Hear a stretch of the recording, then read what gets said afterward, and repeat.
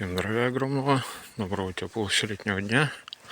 Захожу в лес, откуда в прошлый раз выходил. Иду сначала за лопухом посмотреть, что там лопух вырос, не вырос. Должен вырасти. В городе-то уже подрос, но в городе собирать смысла нет. Вот, поэтому здесь посмотрю в лесу. Относительно чистый лес. Опа. О, какая гора. Это ерунда. Легче, чем на 20 этаж подниматься.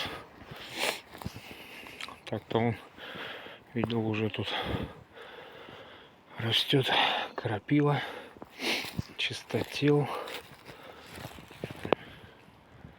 Не знаю, что за трава. Что знакомое.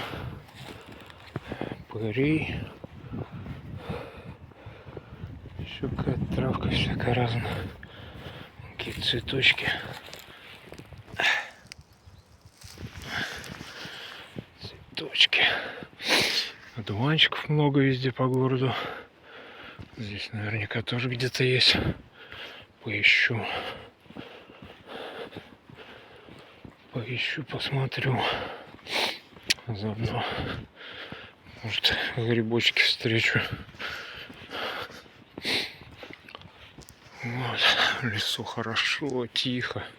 Сразу вот прямо это чувствуется чистотел. Тоже можно взять. Так, надо про него побольше прочитать, где он применяется. Антоха много знает про травы. Я так чуть-чуть только. Уже листочки распускаются.